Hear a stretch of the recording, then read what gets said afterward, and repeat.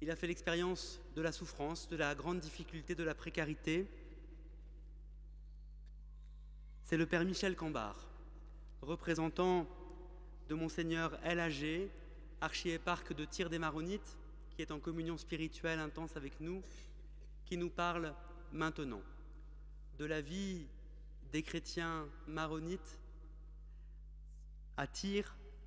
en Orient, de leur vie, de leurs souffrances, mais aussi de leurs espérances.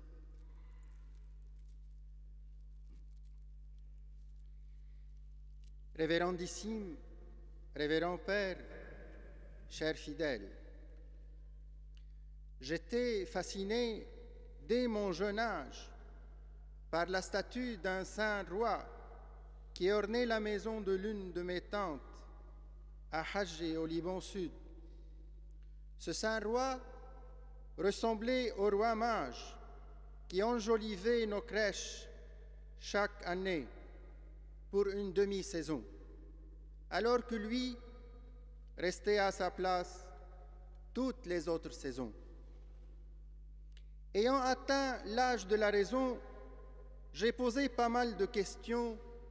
sur l'identité de ce chevalier vaillant, et la seule réponse était: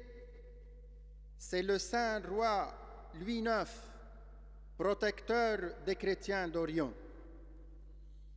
En cherchant dans les tiroirs de l'histoire des réponses à mes questions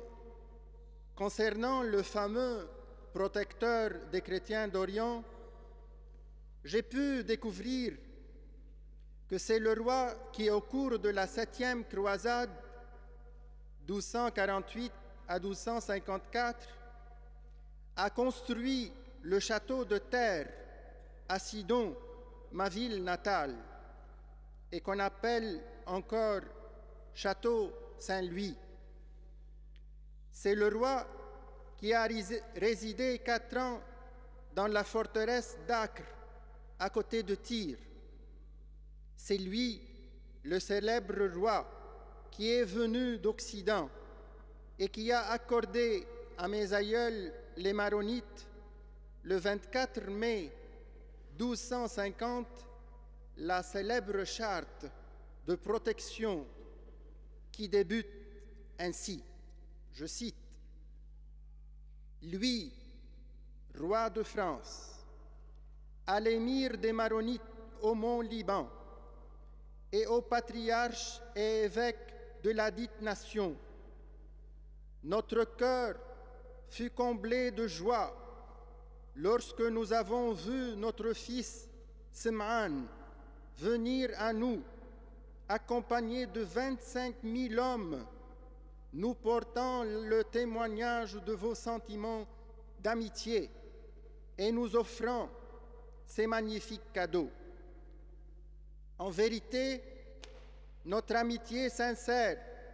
que nous avons commencé à ressentir envers la maison maronite lors de notre relâche à Chypre, où ils sont établis, s'est redoublée aujourd'hui davantage,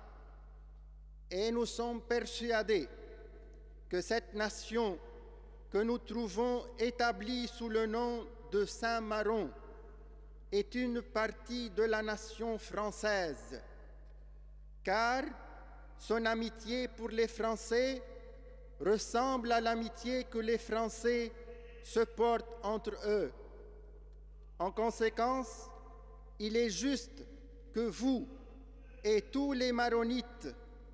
jouissez de la protection dont les Français jouissent près de nous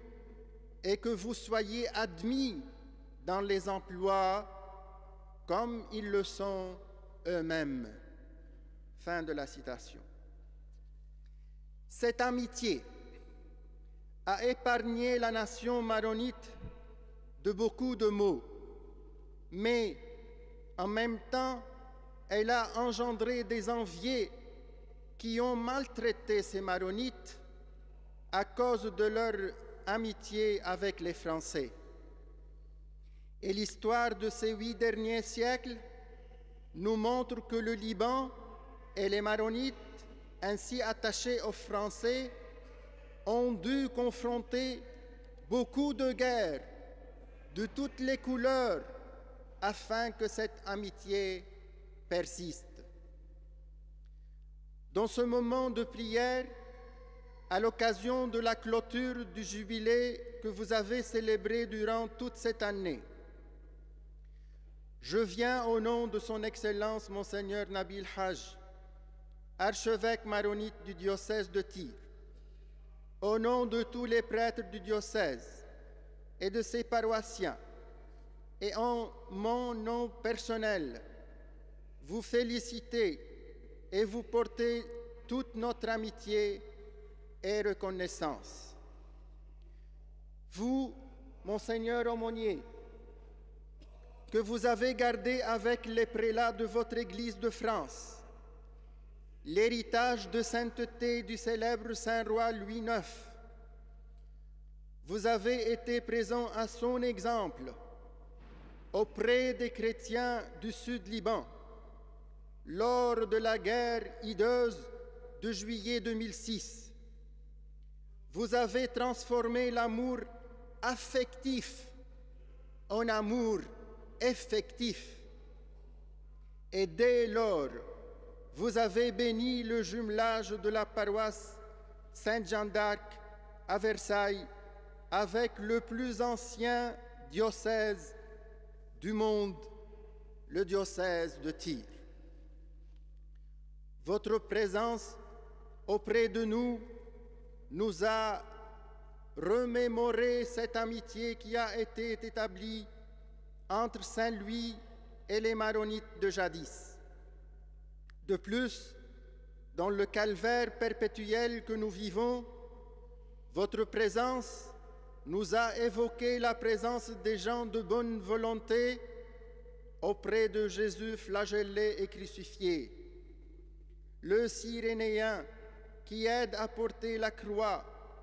la Véronique qui essuie la face endolorie, Jean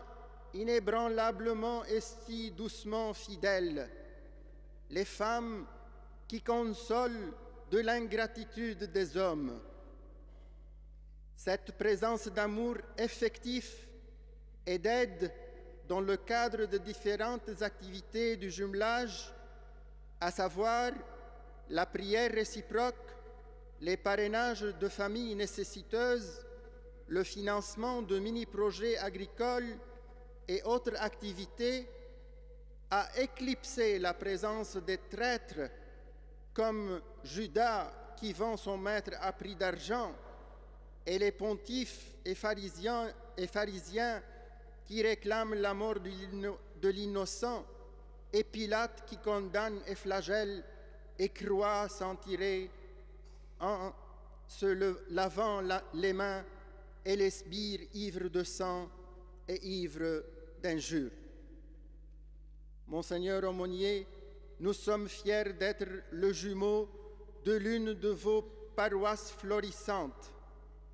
Nous nous sentons portés par la prière de nos sœurs et frères d'outre-mer. Nous espérons l'amélioration de la situation dans notre Orient blessé par le terrorisme, afin que nous puissions échanger des visites réciproques et consolider les rapports entre nos communautés réciproques. J'implore le Seigneur, par l'intercession du Saint-Roi Louis IX, afin qu'il vous garde tous dans la paix et la prospérité, vous qui avez gardé son héritage de sainteté. Et je prie de même pour ceux qui n'ont gardé du saint que le titre de son héritage de royauté, afin qu'ils récupèrent un peu de sainteté pour que la fille aînée de l'Église et l'Église du monde entier se renouvelle et se relance dans le projet de la nouvelle évangélisation. Amen.